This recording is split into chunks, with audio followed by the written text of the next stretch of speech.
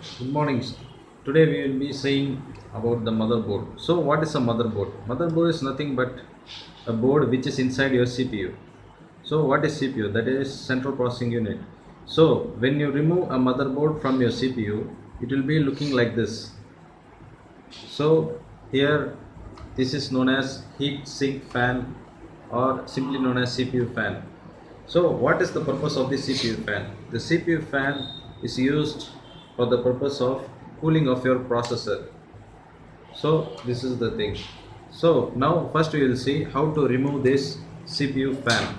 So coming closely, you may see that here you have an arrow mark on this side. So firstly you have to turn this to that side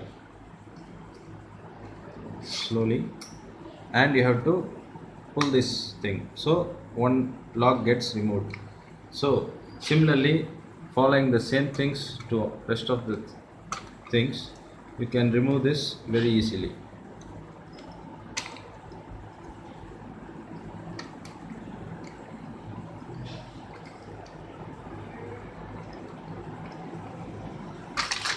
So the CPU fan is removed. Inside this you see a processor. So this is known as a processor. You can see here Intel Pentium Dual Core processor, it's written with the speed and so on. So from this you have to remove the processor. How to remove this? So you see a clip here, over here. You have to just press this and slightly remove it. Now you have to lift this and you see the processor. Before touching the processor, you have to make sure that you don't have any dust in your hand, so that you have to remove by just lifting like this. Okay, make sure that the pins while removing are not damaged inside the processor, because if one of the pin is damaged, then your processor may not work correctly. You can see the clear view of the pins that are evenly arranged in a logical manner. So this is the back side of your processor. It's nothing but some kind of silica material it's done with, nothing else in this. Usually your processor don't get failed. It's a rare thing. Your processor will not get failed easily. Okay, now how to place this processor? Again, from where you remove it. First thing is, you have to see the surfaces. From your processor, you can see that here you have one arrow mark that is a slightly triangled. So this triangle mark should come in the area of your PCB board, where here you can see finished surface, not a triangular area. Here also finished surface, here also finished, and here you have a little bit triangular area. So this triangle portion should be fixed on that side. You have to place it correctly and you have to lock it, and again you have to just make the clip fixed. So this is it. You have finished this process. Now coming to the rest part of this, we have the main important thing, that is your CMOS battery. CMOS battery, it's a battery which supplies 3 volt of voltage. It covers all the things such as the time you save is saved in this battery, and your basic things are all saved in this. So how to remove the CMOS battery? First thing, you have to press over here, so the battery gets lifted. Now you can remove it easily. So this is it. Usually your battery will fail because if the voltage is not available, you have to replace this battery. So that's it. And now let's see the major ports of this motherboard. So initially we have this PS2 ports. These two are PS2 ports. The first one is for mouse, which is in green color, and the second is for keyboard, which is in violet color.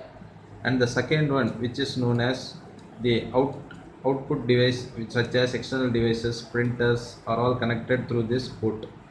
This port is known as serial port. Then next, this comes the VGA. You call it video graphics array. So what is VGA? VGA is nothing but the port which delivers the output such as monitor or some other display. For example, if you are getting connected through a projector also, you can connect through this. Okay. The third comes the USB, that is Universal Serial Bus. Usually we use pen drives or modems to connect through this. So here there are 4 ports available. Okay. Then the next comes your LAN port. It's otherwise known as Ethernet port or Internet port. While you connect through the LAN line, that is LAN, you use this LAN port. Okay. Then comes the audio ports or audio jacks. So here there are 3 jacks.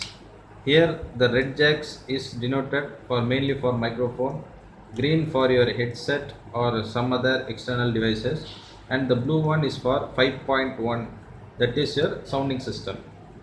3 are things. Now we will deeply and elaborately see about the other components of the motherboard. So first initially we will start up with your RAM. So this is known as a RAM slot. Here there will be RAM fixed in it. So you can see here DDR2, this is the type of this RAM slot. DDR2, there are 4 types: DDR1, DDR2, DDR3 and DDR4. 4 types of RAMs are available. How to know whether in your PCB sometimes while getting older and so on, in this DDR2 this thing will be erased or not be available? How to check whether what is the slot of this, what is the correct slot of this thing? You can easily identify by just seeing this PCB, that is you can see here over 1.8 volt. So for 1.8 volt the thing is, this type of RAM is DDR2. You can easily, by seeing the voltage, you can identify it without knowing whether it is DDR2 or DDR1. Okay, this thing. Now next we will go for the other ports, other things such as this is known as PCI Express Card. So what is the purpose of PCI Express Card? PCI Express Card is used for the purpose of additional add-on graphics such as graphics card. We will be fixing your graphics card. There are many brands available such as Nvidia, GeForce, Radeon and so on. So you have to fix the graphics card over here. So here you will be having some display. Through that display you will be getting the concerned voltages and so on. Okay. The next thing is PCI. This is known as PCI card or otherwise PCI slot, which is used for adding on some of the audios or videos or VGA, this thing. So you can add this by using add-on cards. They are available. If these ports are failed, for example, if this audio or USB ports or VGA port is failed, that is no display is available, you can add here add-on card so that you can take the display outside. So this thing. Now we will come to the most important thing, that is our north bridge. This is known as north bridge and this is known as south bridge. So what is the purpose of north bridge? What does north bridge control? And what is the purpose of south bridge and what does south bridge control? We will be seeing elaborately. So north bridge, the purpose of north bridge is it controls your internal CPU, that is your processor internally on side.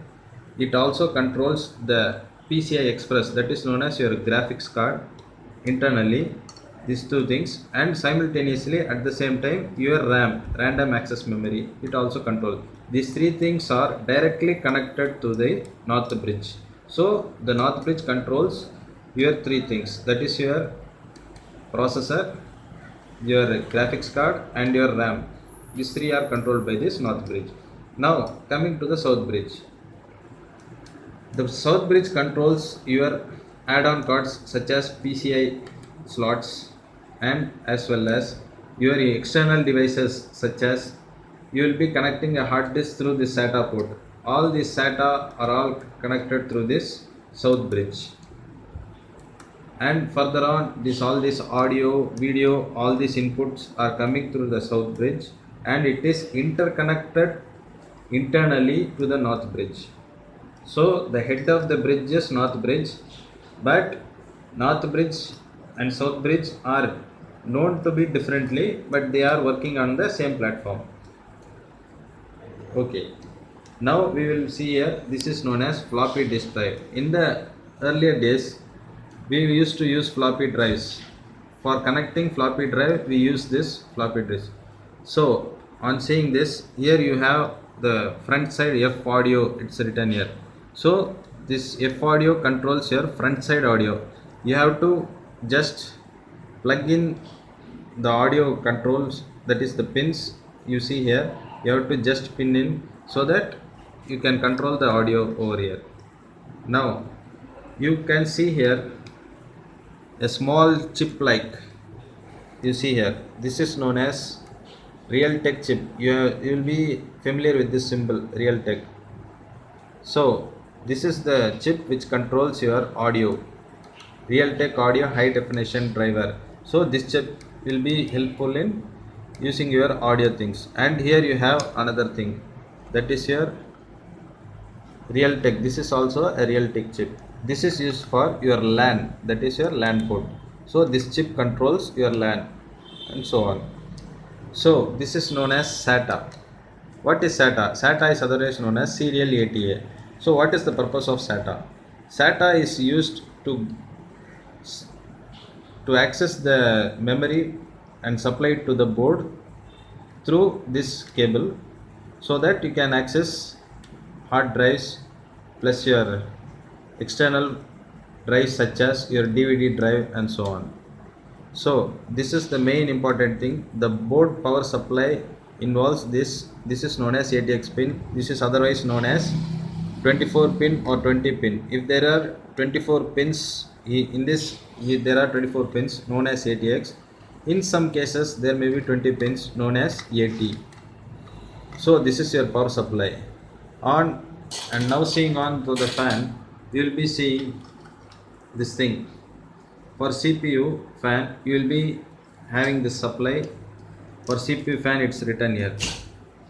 You have to connect the CPU fan over here so that to make the fan run. That's all. Thank you for watching, friends.